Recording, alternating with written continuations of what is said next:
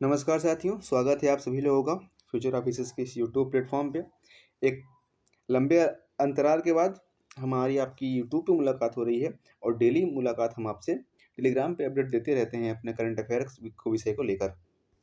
यहाँ पर हम करंट अफेयर के साथ साथ अन्य जो हमारे विषय हैं, वो हमारा ज्योग्राफी हो गया, पॉलिटी हो गया, हिस्ट्री हो गया, जो और विषय हैं, इस तरह से जो मुद्दे आते हैं उन पर हम चर्चा के लिए आपसे यूट्यूब पे मुलाकात करते हैं। फ्यूचर ऑफिसर की टीम का महत्वपूर्ण लक्ष्य ये है कि जो आपने लक्ष्य निर्धारित किया है, जो एग्जाम के लिए आप टारगेट रूप से पढ़ाई कर रहे हैं, उसके प्रति इतना समर्पण हो जाइए कि ये समझ में आने लगे कि जो आपका लक्ष्य है, वही आपका जीवन है। उसके आगे या पीछे आपके लिए और कुछ भी नहीं है। उसके लिए आप कुछ भी त्याग करने के लिए तैयार हैं। फ्यूचर ऑफिसर की टीम का जो कंटेंट है वो किस एग्ज़ाम के लिए इम्पोर्टेंट रहता है, आपको वो यूपीएससी हो गया, यूपीपीसीएस हो गया, बीपीएससी हो गया, और भी जो एग्ज़ाम है, और विशेष रूप से जो स्टेट पीसीएस के एग्ज़ाम है उसके लिए फ्यूचर ऑफिसर का कंटेंट जो मैटर है, जो करंट अफेयर का मैटर है, जो सब्जेक्ट वाइज जो मैटर प्रोवाइड कराया जाता है, वो आपके एग्ज़ाम के लिए, स्टेट पीसीएस के एग्ज़ाम के लिए बहुत ही इम्पोर्टेंट हो जाता है। तो आज की इस प्रोग्राम में future officer at the rate update में हमारी आपकी मुलाकात हो रही है, और at the rate update programme में हम आपके लिए एक हाल ही में एक रिपोर्ट आई है संयुक्त राष्ट्र की, उस पर चर्चा करने के लिए आज की मुलाकात हमारी यूट्यूब पे हो रही है। तो बहुत ज़्यादा बातचीत नहीं करते हुए सीधे हम उस रिपोर्ट को देखते हैं, और उस रिपोर्ट में क्या महत्वपूर्ण बिंदु हैं, किन महत्वपूर्ण चिंताएं व्यक्त की गई हैं, और क्या समस्याएं हैं, क्या समाधान बताया गया है रिपोर्ट में, उस पर चर्चा करेंगे। तो संयुक्त राष्ट्र की रिपोर्ट है, रिपोर्ट का नाम है वर्ल्ड वाटर डेवलपमेंट रिपोर्ट 2025, विश्व जल विकास रिपोर्ट 2025, जो कि मार्च में आई हुई थी, लेकिन हाल ही में जो एग्ज़ाम आने वाले हैं, और 2026, मतलब अगर हम कि एग्ज़ाम को देखें तो 1 वर्ष का करंट अफेयर पूछा जाता है, और इस तरह की रिपोर्ट जो पर्वत, पहाड़, नदियाँ, जल से संबंधित हो तो वो इम्पोर्टेंट हो जाता है। तो अगर इस रिपोर्ट की बात करें तो ये आपके एग्ज़ाम के लिए इम्पोर्टेंट होगा। और अगर विषय की बात करें तो इस रिपोर्ट को आप किस विषय से संबंधित कर सकते हैं, तो यह आपदा प्रबंधन आपका एक सब्जेक्ट होता है, उसमें इसे आप ऐड करके पढ़ सकते हैं, और इसके महत्वपूर्ण बिंदुओं को आप हाल ही में, जैसे कि प्री हो गया है यूपीपीसीएस का, तो आप मेंस की तैयारी कर रहे हैं, और मेंस के प्रश्नों में जब आप आपदा प्रबंधन के प्रश्न को करेंगे तो इस रिपोर्ट की बिंदुओं को आप वहाँ पे उल्लेखित कर सकते हैं आपदा प्रबंधन के प्रश्नों में। और ये रिपोर्ट आपके आगामी जो यूपीपीसीएस नहीं, बल्कि यूपीएससी का जो प्री एग्ज़ाम है, उसके लिए भी इम्पोर्टेंट हो जाता है। तो प्री और मेंस दोनों के लिहाज से यह रिपोर्ट बहुत ही इम्पोर्टेंट है, और इस पर हम इस रिपोर्ट की महत्वपूर्ण जो बिंदु हैं उन पर चर्चा करने वाले हैं। रिपोर्ट का नाम क्या है? वर्ल्ड वाटर डेवलपमेंट रिपोर्ट 2025, और इसका शीर्षक क्या दिया गया है कि mountains and glacier water towers.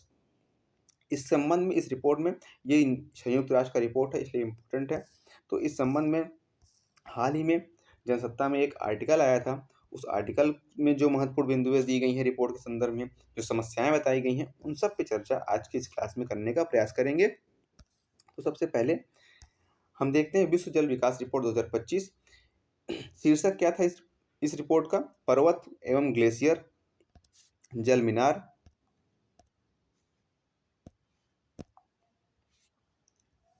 ये इस रिपोर्ट का शीर्षक है, और इस रिपोर्ट को संयुक्त राष्ट्र की ओर से यूनेस्को विश्व जल मूल्यांकन कार्यक्रम द्वारा प्रस्तुत किया गया है। रिपोर्ट का शीर्षक ये है, और अगर हम प्रस्तुतकर्ता की बात करें, संयुक्त राष्ट्र का नाम ले सकते हैं, और उसके अंतर्गत यूनेस्को की जो विश्व जल मूल्यांकन कार्यक्रम है, उसने इस रिपोर्ट को तैयार किया हुआ है। आगे बढ़ेंगे, इस रिपोर्ट में हम किन किन बिंदुओं को देखने वाले हैं उसकी बात करें तो हम इसमें देखेंगे जो प्रमुख जल संसाधन की जो हाल इस समय स्थिति है, रिपोर्ट में जो बताया गया है उसकी वर्तमान स्थिति देखेंगे, और साथ ही रिपोर्ट में जो चेतावनियां दी गई हैं, जो पर्वत, पहाड़, नदियों की संकटग्रस्त स्थिति की बात की गई, उसके संबंध में जो रिपोर्ट कहता है उन बातों पर चर्चा करेंगे। और साथ ही रिपोर्ट में केवल समस्याओं पर बात नहीं की गई है, समाधान पर बात की गई है, और सुधार पर बात किया गया है, उस पर भी चर्चा हम करेंगे, और इस तरह से संपूर्ण रिपोर्ट को हम आज की क्लास में देखने का प्रयास करेंगे। आइए आगे बढ़ते हैं और रिपोर्ट के महत्वपूर्ण बिंदुओं को देखते हैं। जल संसाधन की स्थिति के संबंध में रिपोर्ट क्या कहता है, ये बात हम देखें तो पॉइंट वाइज हमने उस रिपोर्ट के सार को, उस रिपोर्ट के सारांश को, जो मुख्य बिंदु हैं उन्हें हम नोट कर लिए हैं और आपकी चर्चा उस पर कर रहे हैं। सबसे पहला पॉइंट है, वर्तमान में जो जल संसाधन है, जिन्हें रिपोर्ट में पर्वत और पहाड़ के रूप में या माउंटेन्स के रूप में वाटर टावर बोला गया है, जल स्तंभ बोला गया है।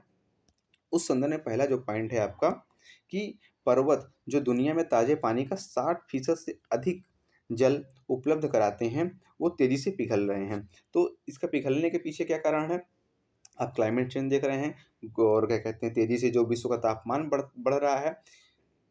जीएचजी गैसें जो हैं, जो ग्रीन हाउस गैसें हैं, उनका उत्सर्जन तेजी से बढ़ रहा है। तो इससे जो वर्तमान स्थिति है, वो इस तरह संकट उत्पन्न कर रही है कि जो तेजी से ये हिमनदियाँ हैं, ये बर्फ़ हैं, वो तेज़ी से पिघल रहे हैं, और इन पर्वतों को, इन बर्फ़ के पहाड़ों को जल स्तंभ या वाटर टावर रूप में इस रिपोर्ट में कहा गया है। और रिपोर्ट क्या कहता है, अगला पॉइंट हम देखें तो जो प्रमुख चोटियाँ हैं जो विश्व स्तर पर जिनका महत्व अधिक है हिमालय को लेकर, उसमें नाम अगर ऐड करें तो हम देखें आल्प्स, एंडीज, किलिमंजारो से लेकर हिमालय तक लगभग हर प्रमुख पर्वतीय क्षेत्र की हिमनद पिघल रहे हैं।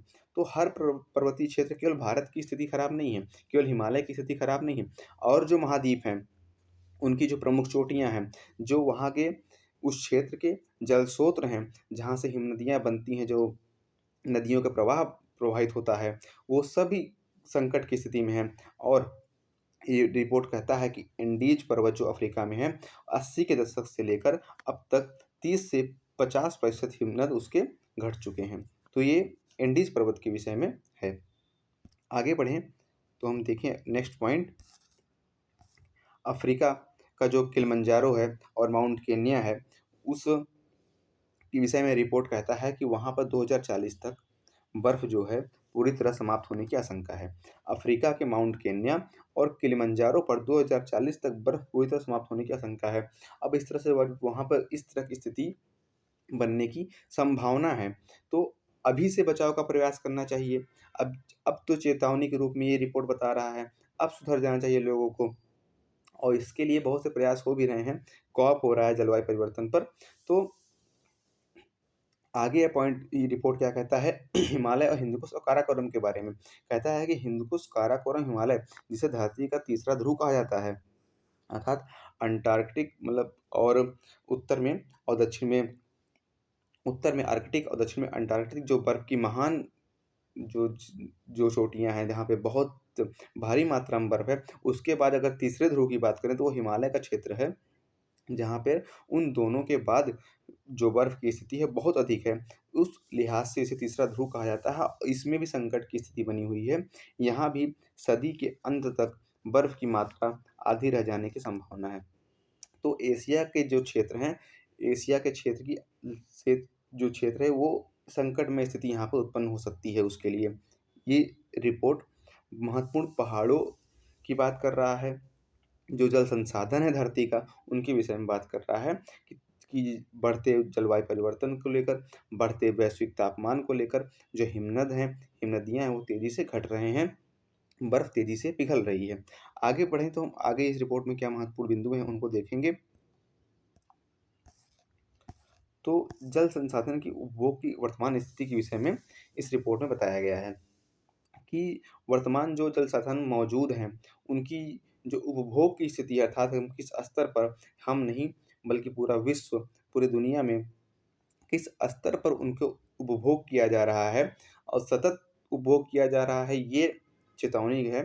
तो इसमें रिपोर्ट कहता है, पहला पॉइंट, कि संयुक्त राष्ट्र विश्व जल विकास रिपोर्ट 2025 के अनुसार वर्ष 2000 से 2021 के बीच विश्व में ताज़े पानी के खपत में 14% की वृद्धि हुई है। अर्थात जो जल संसाधन पर्याप्त हमारा उतना ही मौजूद है, लेकिन तेज़ी से जनसंख्या बढ़ रही है, विकास कार्य बढ़ रहे हैं, तो जो खपत है वो तेज़ी से बढ़ा हुआ है। और वर्ष 2000 से 2021 के बीच इसमें जो वृद्धि हुई है, वो कितने की हुई है? 14% की वृद्धि हुई है। और आगे इस रिपोर्ट में यह बात स्पष्ट किया गया है कि कृषि क्षेत्र, निरंतर रूप से कृषि क्षेत्र जो है वो सबसे बड़ा उपभोक्ता बना हुआ है। अर्थात ताज़े पानी की खपत में जो है वो, अगर हम क्षेत्र वाइज डिवाइड करें उसे, तो कृषि क्षेत्र जो है वो सबसे बड़ा उपभोक्ता बना हुआ है, और उसमें 72% कुल ताज़े पानी का 72% हिस्सा 72% हिस्सा केवल और केवल कृषि क्षेत्र में उपभोग के लिए प्रयोग किया जा रहा है। उद्योगों की हिस्सेदारी की बात करें तो उद्योग 15% हैं और 15% और घरेलू उपयोग में 13%। अर्थात कुल वैश्विक जो ताजे पानी की स्थिति है उसमें 72% कृषि क्षेत्र में उपयोग किया जा रहा है, 15% उद्योग में उपयोग किया जा रहा है और 13% घरेलू उपयोग किया जा रहा है। अगर हम देश वाइज डिवाइड करें, कंट्री वाइज डिवाइड करें, तो ऐसी स्थिति है कि जो विकसित देश हैं उनमें औद्योगिक खपत अधिक है और जबकि जो गरीब देश हैं, विकासशील देश हैं या अल्प विकसित देश हैं, वहाँ जो है 90% पानी खेती के काम में लिया जा रहा है। तो विकसित देश और विकासशील देशों में पानी के उपयोग की अलग-अलग क्षेत्र हैं।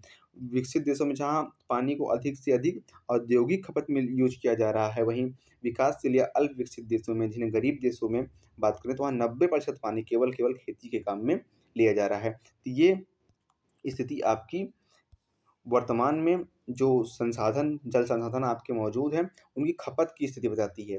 हमने रिपोर्ट के 2 महत्वपूर्ण पार्ट को देख लिया है। इसके पहले हमने देखा कि जो वर्तमान में जल संसाधन हैं, पर्वत, पहाड़ हैं, जिन्हें रिपोर्ट में जल स्तंभ या वाटर टावर के रूप में उल्लेखित किया गया है, उनकी स्थिति वर्तमान में क्या है, संकट की स्थिति क्या है और साथ ही जो मौजूदा जल संसाधन हमारे पास मौजूद हैं, विश्व में जो ताज़े पानी की वर्तमान स्थिति है, उसमें 2000 से 2021 के बीच उसमें खपत में वृद्धि हुई है और कृषि से क्षेत्र जो है सबसे बड़ा उपभोक्ता रहा है और उद्योग की स्थिति क्या रही है, विकसित देशों और अल्प विकसित देशों की स्थिति क्या रही है, ये अब तक हमने रिपोर्ट में देख लिया है।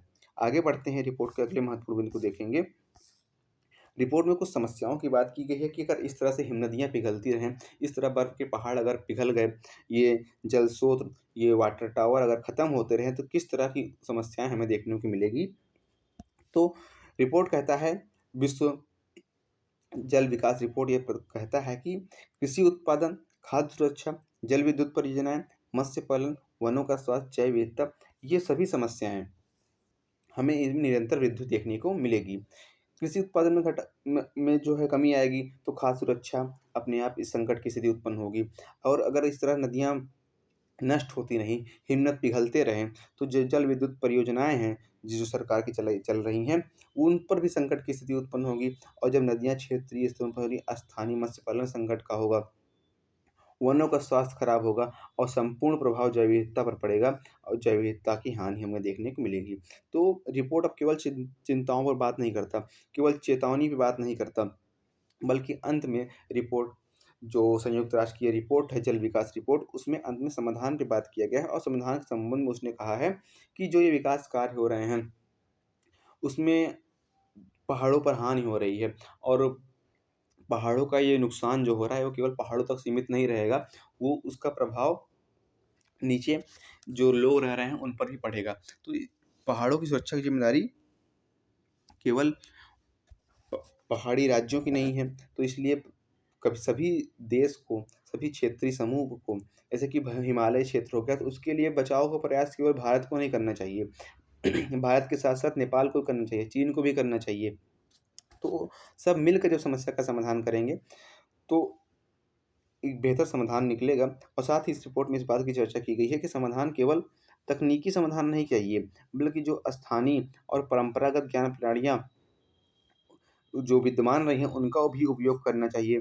जैसे उस रिपोर्ट में बात की गई है, कुछ परंपरागत प्रणालियों की बात की गई है, जैसे खाल, गुल और कुल। ये उत्तराखंड, हिमाचल प्रदेश के क्षेत्रों में पारंपरिक जल सिंचाई व्यवस्था है या फिर जल संरक्षण की व्यवस्था है। ये तीनों नाम आप याद रखिएगा।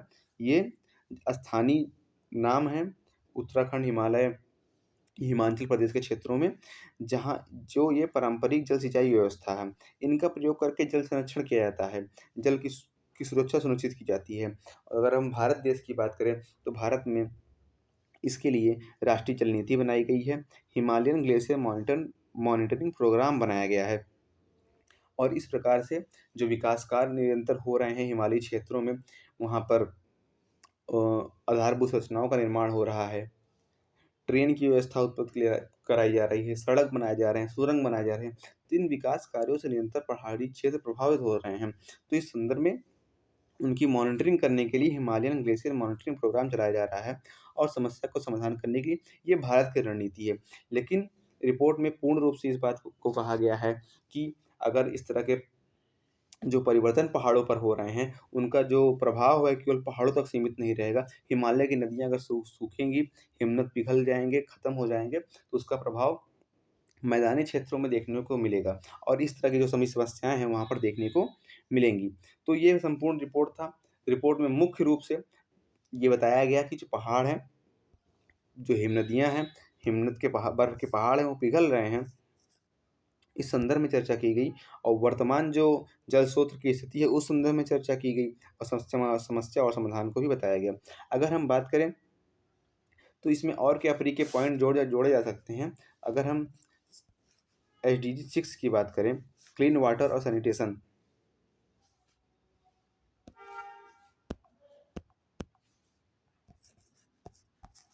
ये इस रिपोर्ट से संबंधित है। आपका सतत विकास गोल 6 जो है क्लीन वाटर और सैनिटेशन, स्वच्छ जल और सुरक्षा, ये जो आपका इस रिपोर्ट से संबंधित है, तो इसको भी आप ध्यान में रखेंगे। तो साथियों, इस रिपोर्ट पे चर्चा के दौरान संयुक्त जल विकास रिपोर्ट 2025 में हमने महत्वपूर्ण बिंदुओं पर चर्चा की। आपको वीडियो जैसा भी लगा, अगर अच्छा लगा ज़रूर लाइक कीजिएगा और लोगों से शेयर कीजिएगा, क्योंकि ऐसे रिपोर्ट अचानक से एग्जाम में हमको देखने को मिल जाते हैं, तो हम देखते हैं कि करंट अफेयर हमने पूरा तो पढ़ा, लेकिन ये कहाँ था मुझे मिला नहीं। तो ज़रूर शेयर कीजिएगा, लाइक कीजिएगा और टेलीग्राम से जुड़िए, आप हमारे फ्यूचर ऑफिसर की टीम से जुड़िए और निरंतर अपडेट रहिए। जय हिंद दोस्तों, बहुत बहुत धन्यवाद।